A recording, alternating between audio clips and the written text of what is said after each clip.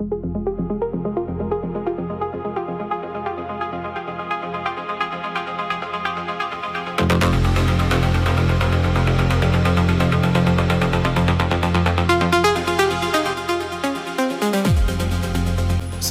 നമസ്കാരം. ദേശീയപാത നിർമ്മാണവുമായി ബന്ധപ്പെട്ട ഒരു സന്തോഷമുള്ള കാര്യം വന്നിരിക്കുകയാണ്. നമ്മുടെ കേരളത്തിലെ ഇനി വരാൻ പോകുന്ന പുതിയ ദേശീയപാതകളിലും അതേപോലെ പുതിയ പ്രോജക്റ്റിലൊക്കെ 8 മീറ്ററിൽ കൂടുതൽ ഉയരമുള്ള ഭാഗത്ത്, അതായത് മണ്ണുട്ടി ഉയർത്തുമ്പോൾ 8 മീറ്ററിൽ കൂടുതൽ ഉയരമുള്ള സ്ഥലത്തൊക്കെ ഇനി പില്ലർ ഉപയോഗിച്ച്, അതായത് പാലം നിർമ്മിച്ച് അതിന് മുകളിലൂടെയാണ് ദേശീയപാത നിർമ്മിക്കുക. കേരളത്തിൽ ഇപ്പോൾ നിർമ്മിച്ചുകൊണ്ടിരിക്കുന്ന ദേശീയപാതയിൽ പല ഭാഗത്തും വിള്ളലും തകരലും മണ്ണൊലിച്ചു പോകലും മണ്ണിട്ട ഭാഗങ്ങൾ തകർന്നു വീഴുന്നതൊക്കെ പതിവായതുകൊണ്ട് ദേശീയപാത അതോറിറ്റി കേരളത്തിൽ ഇനി 8 മീറ്ററിൽ കൂടുതൽ ഉയരമുള്ള സ്ഥലത്ത് മണ്ണുട്ടിയുയർത്തി പാത നിർമ്മിക്കുന്നതിന് പകരം പാലം നിർമ്മിക്കണം എന്നുള്ള ഒരു മാറ്റം കൊണ്ടുവന്നത് നിങ്ങളൊക്കെ അറിഞ്ഞിട്ടുണ്ടാകും.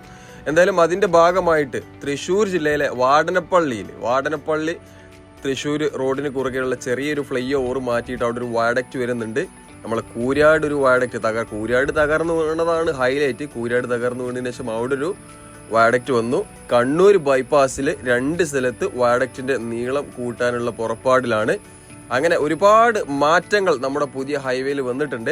അതിലേറ്റവും വലിയ ഒരു അപ്ഡേറ്റ് എന്താ വെച്ചാൽ, ഇനി പുതുതായി ഒരു പാത നിർമ്മിക്കുമ്പോഴും അതേപോലെ കേരളത്തിൽ ഇനി മറ്റുള്ള സ്ഥലങ്ങളിലൊക്കെ 8 മീറ്ററിൽ കൂടുതൽ മണ്ണുട്ടിയുയർത്തേണ്ട RE പാനൽ RE ബ്രിക്കൊക്കെ വെച്ച് മണ്ണുട്ടിയുയർത്തേണ്ട ഭാഗത്ത് അതിന് പകരം മേൽപ്പാലങ്ങളാണ് നിർമ്മിക്കുക. അതിന്റെ ഭാഗമായിട്ട് ആദ്യം തന്നെ തൃശ്ശൂർ ജില്ലയിലെ കടമ്പാട്ടുകോണം ടു കഴക്കൂട്ടം വരെയുള്ള റീച്ചിൽ പുതിയ 12ഓളം മേൽപ്പാലങ്ങളാണ് വരുന്നത്. ആ കമ്പനിയെ ടെർമിനേറ്റ് ചെയ്ത് വേറൊരു കമ്പനി അത് കരാർ ഏറ്റെടുക്കാൻ ചാൻസ് ഉണ്ട്. അതിന്റെ ടെൻഡർ പരിപാടികളും കാര്യങ്ങളൊക്കെ നടന്നുകൊണ്ടിരിക്കുന്നുണ്ട്. ഒരുപാട് ആളുകൾ നമ്മൾ ഈ ഒരു വീഡിയോ ഒക്കെ ചെയ്യുമ്പോൾ ഒരുപാട് ആളുകൾ കമന്റ് ബോക്സിൽ അറിയിക്കുന്ന ഒരു കാര്യമാണ്, പല അങ്ങാടികളും ചെറിയ അങ്ങാടികളൊക്കെ ഇല്ലാതായി. ഈ വലിയ ചൈന മതിൽ പോലെ എത്ര ഉയരത്തിൽ മണ്ണുട്ടിയുയർത്തിയതുകൊണ്ട് പല അങ്ങാടികളും ഇന്ന് ഇല്ലാതായി. ഉദാഹരണത്തിന് നമ്മളെ മലപ്പുറം ജില്ലയിലെ ചേളാരി, വെന്നിയൂര്, അതേപോലെ പൂക്കിപ്പറമ്പൊക്കെ നല്ല ഹൈറ്റ് ആട്ടോ. ചേളാരിയിൽ നല്ല ഹൈറ്റ് ഉണ്ട്. ഈ ഒരു തകർന്നു വീണത് ആദ്യം പണി തുടങ്ങുന്ന സമയത്തെ തകർന്നു വീണുന്നുണ്ടെങ്കിൽ ചേളാരിയിലൊക്കെ മേൽപ്പാലം വന്നിരുന്നു. പറഞ്ഞിട്ട് കാര്യമില്ല, ചത്തക്കുട്ടിന്റെ ജാതകം നോക്കാന്ന് പോലെ വേഗിയെ വിവേകം വരും. നമ്മളിപ്പോ കണ്ടുകൊണ്ടിരിക്കുന്നത് കോട്ടക്കൽ ബൈപ്പാസിലെ കാഴ്ചകളാട്ടോ. കോട്ടക്കൽ ബൈപ്പാസിൽ ഈ ഒരു മഴക്കാലത്തൊക്കെ ആ ഒരു പച്ചപ്പും കാര്യങ്ങളൊക്കെ കാണുമ്പോൾ ഡ്രോൺ വിഷ്വൽ നല്ല ഭംഗിയാണ്. അതുകൊണ്ട് ഞാൻ അതിൽ ഉൾപ്പെടുത്തിയിട്ടുള്ള തിരുവനന്തപുരം ഭാഗത്തേക്ക് നമ്മൾ കഴിഞ്ഞ 2 മാസം മുമ്പ് വന്നതാണ്.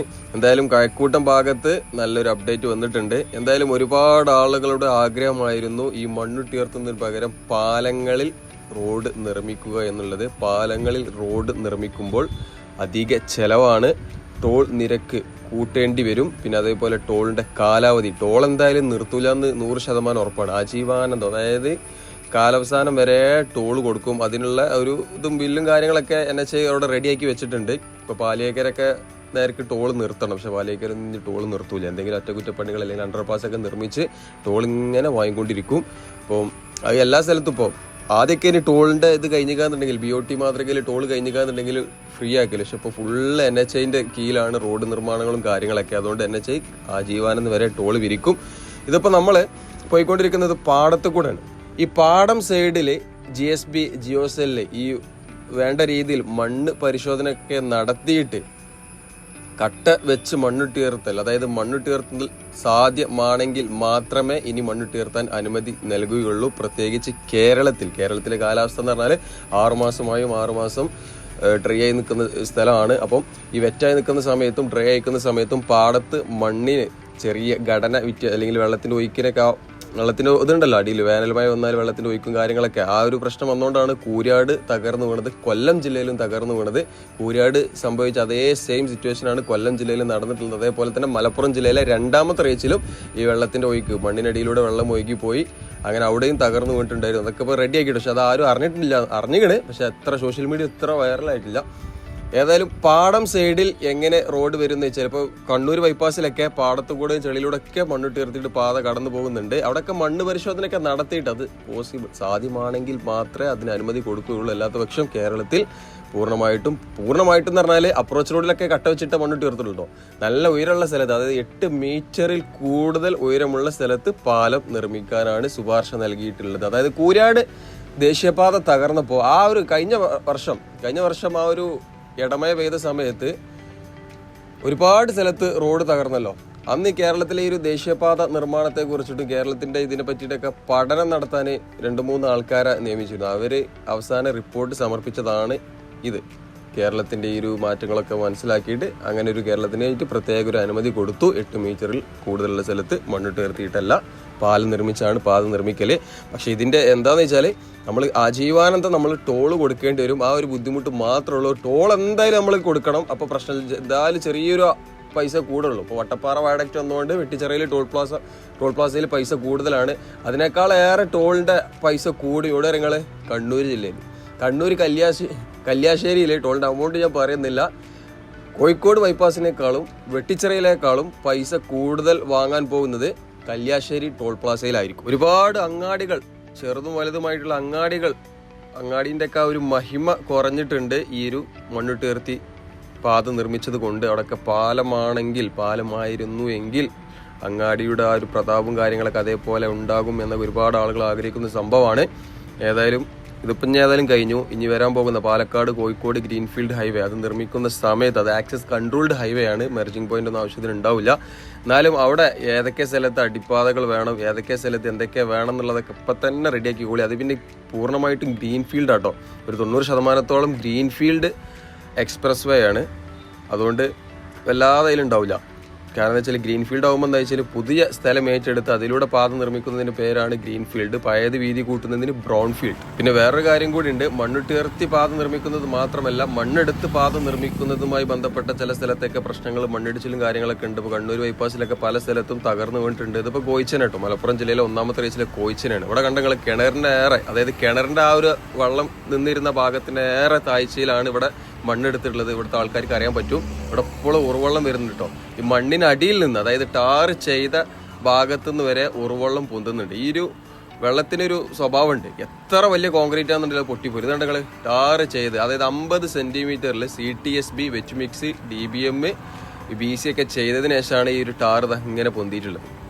അത്രയും 50 സെന്റിമീറ്ററോളം മണ്ണിൽ നിന്ന് ഉയർത്തിയിട്ടാണ് ഈ പ്രതലം കാണുന്നത്. അതിൻ്റെ ഉള്ളിൽ കൂടെയാണ് വെള്ളം തുളച്ച് വന്നിട്ട് റോഡ് പൊട്ടിയിട്ടുള്ളത്.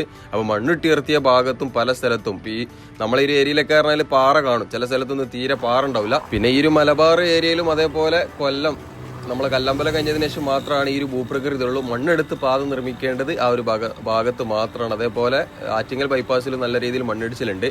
പിന്നെ വേറൊരു സന്തോഷ വാർത്തയുണ്ട് സുഹൃത്തുക്കളെ. പുതുതായി 2 എക്സിറ്റും എൻട്രിയും ഈ ഒരു കോട്ടക്കൽ ബൈപ്പാസിൽ വന്നിട്ടുണ്ട്. ഒരുപാട് സ്ഥലത്ത് മലപ്പുറം ജില്ലയിൽ 4 പുതിയ എക്സിറ്റ് എൻട്രികൾ വന്നു. ആദ്യം കോട്ടക്കൽ ഭാഗത്തേക്ക് പോകുന്ന വാഹനങ്ങൾ ഇവിടെ നിന്ന് ഇങ്ങനെ എക്സിറ്റ് ആയിട്ട് കോട്ടക്കൽ, എടരിക്കോട് ഭാഗത്ത്, ചങ്കുവെട്ടി ഭാഗത്ത്, കോട്ടക്കൽ ഉള്ളിലാണ്, ചങ്കുവെട്ടി ഭാഗത്തെ ബ്ലോക്കിലൊക്കെ പെട്ടായിരുന്നു പോയിരുന്നത്. അതായത് കോഴിക്കോട് നിന്ന് ചിലപ്പോൾ ഇവിടേക്ക് ഈ ഒരു എടരിക്കോട് മമ്മാലിപ്പടി ഭാഗത്തേക്ക് 30 മിനിറ്റ് കൊണ്ടെത്തും. പിന്നെ ചങ്കുവെട്ടി കടന്ന് സ്വാഗതമാട് എത്തണം എന്നുണ്ടെങ്കിൽ 15 മിനിറ്റ് പിന്നെ എടുക്കും. ഈ ഒരു 3 കിലോമീറ്റർ സഞ്ചരിക്കാൻ 15 മിനിറ്റോളം സമയം എടുക്കും. ബ്ലോക്കുള്ള സമയം എന്നുള്ളത് ചിലപ്പോൾ 20 മിനിറ്റ് ഒക്കെ ആകും.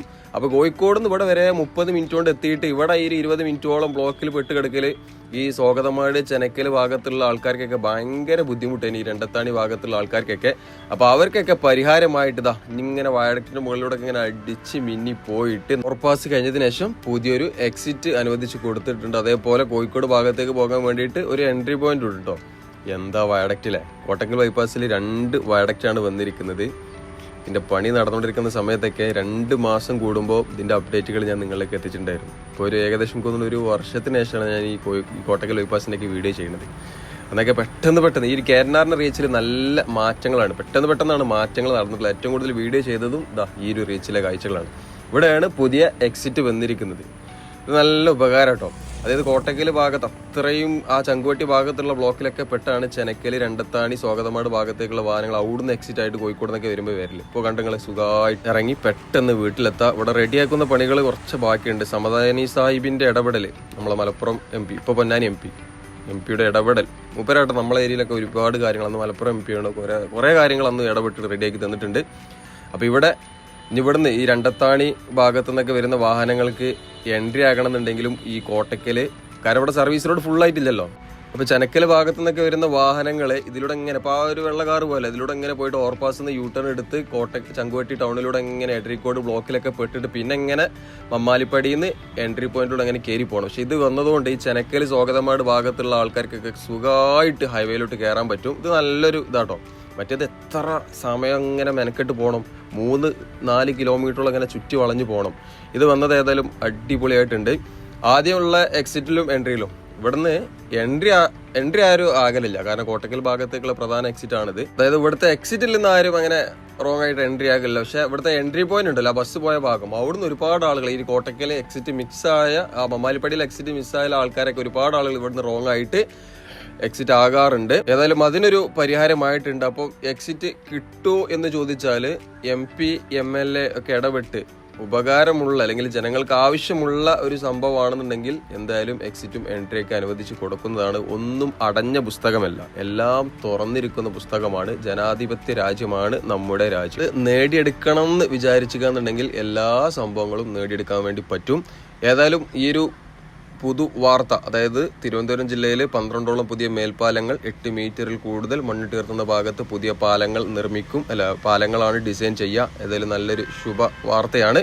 ഏതായാലും സുഹൃത്തുക്കളെ, ഈ ഒരു കാര്യം നിങ്ങളെ അറിയിക്കാൻ വേണ്ടിയിട്ടാണ് ഇന്നത്തെ വീഡിയോ കേട്ടോ. ഇതൊക്കെ ചിലപ്പോൾ എല്ലാവർക്കും അറിയുന്ന കാര്യമായിരിക്കും, എന്നാലും അറിയാത്ത ഒരുപാട് ആൾക്കാരുണ്ടാകും. അപ്പോൾ സുഹൃത്തുക്കളെ, വീഡിയോ ഇതൊക്കെയാണ്, നിർത്തുകയാണ്. ഇഷ്ടപ്പെട്ടുകയെന്നുണ്ടെങ്കിൽ ലൈക്ക് അടിക്കാനും ചാനൽ സബ്സ്ക്രൈബ് ചെയ്യാനും ഷെയർ ചെയ്ത് കൊടുക്കാനും മറക്കണ്ട. അപ്പോൾ ഓക്കെ, മറ്റൊരു വീഡിയോ ആയിട്ട് വീണ്ടും കാണാം. Thanks for watching. Hacks by.